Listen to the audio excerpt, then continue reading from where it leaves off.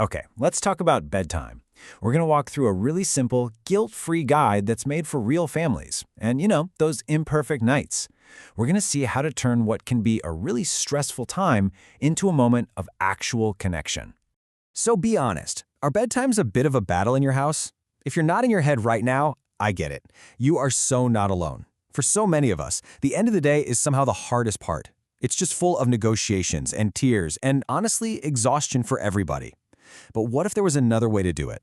Before we get into the how-to, the actual steps, we got to talk about the idea behind them. It's a really big shift in how we think about bedtime altogether. Basically, moving away from this goal of control and moving toward a goal of connection.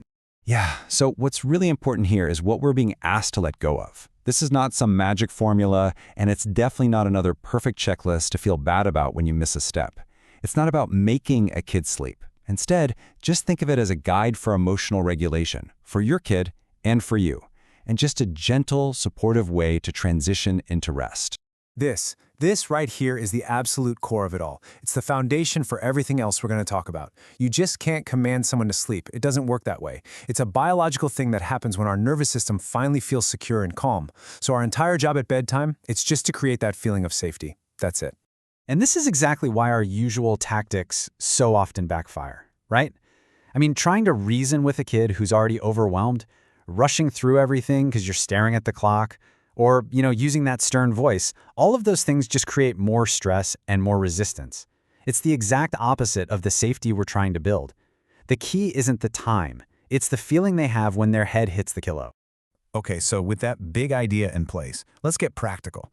We're going to walk through a simple 4-step routine that's designed to build up that feeling of calm and security. So here's our little roadmap. First, we lower the rhythm. Then, we connect before correcting. After that, we create calm predictability. And we finish with a secure farewell. Each one has its own job to do, and they all build on each other really nicely. So our first step is all about downshifting the energy in the house. The goal here is pretty simple. Physically and mentally, move from the go, go, go mode of the day to the calm mode that you need for sleep. And this should take, maybe 10 to 15 minutes.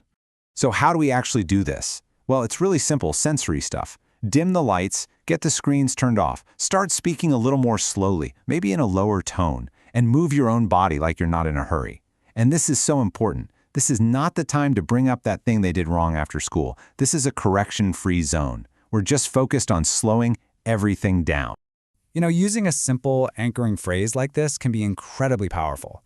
Just something like, the day is over now, your body can rest. It's like a verbal cue to their whole system that the job for the day is done. Okay, step 2. This builds on that new calm with just 5 minutes of pure, focused presence. The whole point here is to reinforce that emotional safety to kind of fill up their connection cup right before they have to separate from you for the night. So this means you put your phone down, you offer a gentle back rub or a cuddle, and you make some soft eye contact. You could just validate their day by saying something like, "Wow, that was a long day, wasn't it?" What you really want to avoid here is any scolding, any negotiating about tomorrow, or reminding them of things they messed up. Just 5 minutes of quiet, loving presence. That's it. And a phrase like, "Today was a long day. I'm here with you." It does 2 amazing things at once. First, it acknowledges their experience without you having to fix it. And second, it reassures them that you're there, that you're on their team. That feeling is pure security. Okay, step 3 uses a really cool fact about our brains. Predictability signals safety. A child's mind especially finds so much comfort in knowing what comes next. So this step is all about giving their brain a calm, familiar pattern to lock onto. So the key here is to choose just 1 or 2 small, repeatable things. Reading the same short story every night, singing the same psalm, sharing one thing you're thankful for.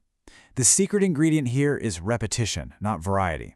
A brand new, exciting book can actually be stimulating, but that same old, kind of boring book, it's deeply calming because their brain doesn't have to work. It already knows what's coming. Just stating the obvious can be so reassuring for a kid. Simply saying, "We always do this before we sleep," reinforces the structure and the safety of the routine itself. It becomes a real anchor in their day.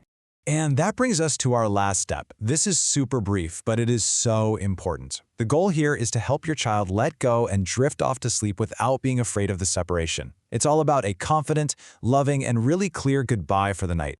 So use a consistent, simple phrase that promises you'll see them again. Something like, "It's time to sleep now, we'll see each other in the morning." This lets them know that the separation is just temporary.